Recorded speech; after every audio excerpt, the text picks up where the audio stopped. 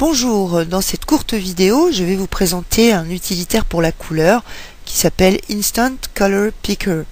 Vous allez voir, c'est un outil formidable. Si vous travaillez fréquemment avec la couleur, vous ne pourrez plus vous en passer. Alors, lorsque vous installez Instant Color Picker, il se présente sous la forme de cette petite palette verticale que vous pouvez placer n'importe où sur votre écran. Et comme cette palette se charge au démarrage de votre ordinateur, eh bien, vous allez retrouver cette petite palette là où vous l'avez laissée au moment où vous avez éteint votre ordinateur. C'est aussi simple que ça. Alors, pour accéder aux différents outils contenus dans cet utilitaire, je vais faire un clic droit ici. Je vais vous montrer tout d'abord le Eyedropper, qui est un outil qui va me permettre de collecter des couleurs sur mon écran, que ce soit sur une image ou sur une page web, peu importe. Alors, j'ai la possibilité de travailler sur des zones plus ou moins larges.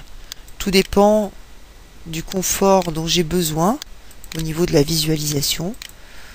Voilà. Et si je veux vraiment trouver quelque chose de très précis, je vais utiliser ce réglage. Je peux aussi travailler sur des zones de 3 sur 3 pixels ou de 5 pixels sur 5.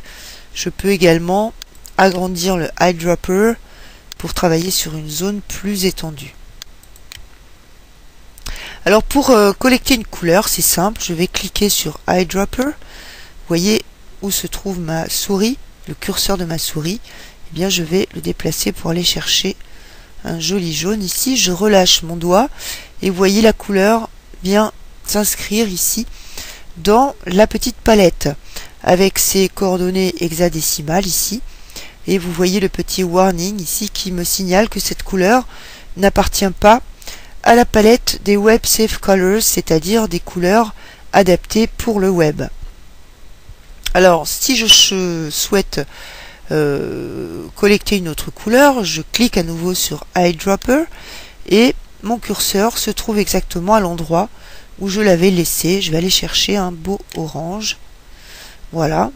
Et maintenant, je vais aller chercher un vert comme celui-ci. Alors, je vous indique quand même que cette palette ici peut contenir jusqu'à 20 couleurs différentes.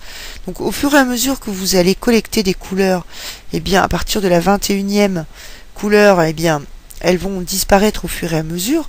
Mais nous avons la possibilité, je vous le montrerai un petit peu plus tard, de sauvegarder les couleurs que vous avez collectées ici et les agencements sous forme de palettes, sous forme d'images de ces palettes que vous avez engrangées ici, ce qui peut être vraiment très utile également.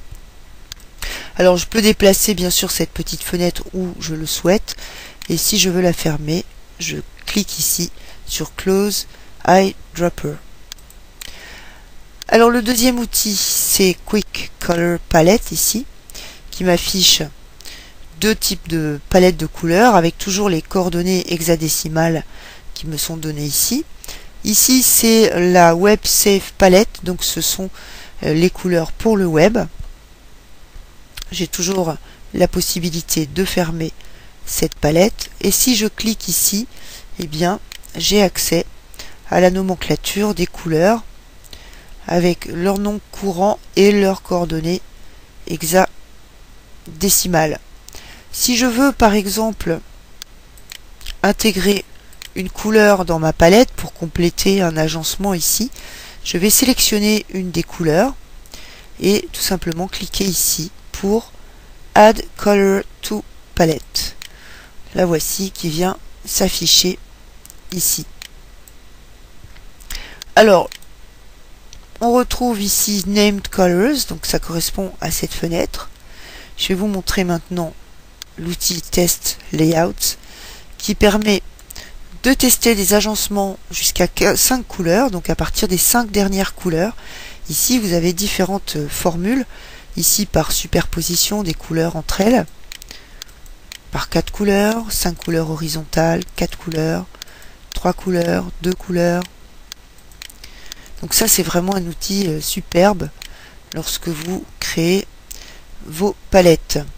vous avez la possibilité, en cliquant ici, puis sur Save Image As, de sauvegarder l'image de cet agencement sous format PNG, BMP et GIF.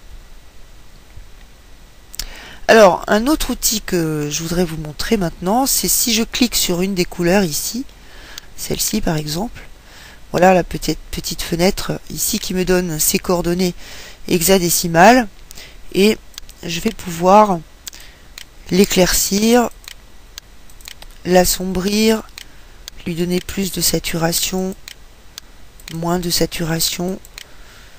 Je peux montrer donc les variations, c'est-à-dire le dégradé qui se trouve ici, et les informations concernant les couleurs du web. Donc vous voyez le petit warning ici qui m'indique que cette couleur n'appartient pas à la palette des Web Safe Colors.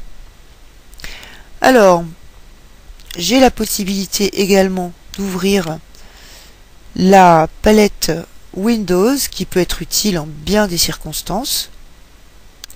Et le dernier outil que je vais vous montrer n'a pas grand chose à voir avec la couleur, mais vous allez voir que c'est un outil vraiment extrêmement utile.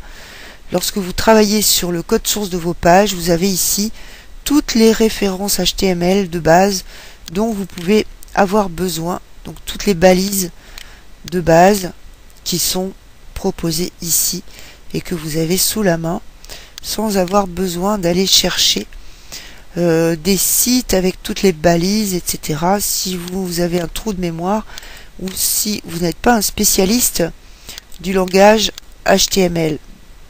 Voilà, ça c'est vraiment un outil super que je peux garder sous la main sur un coin de mon écran.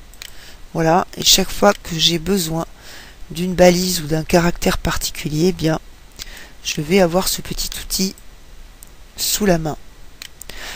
Voilà, j'espère que cette courte vidéo vous aura permis de comprendre les fonctionnalités de base de Instant Color Picker. Je vous en souhaite très bon usage. Je vous remercie pour votre écoute et vous dis à bientôt pour une prochaine vidéo. Au revoir.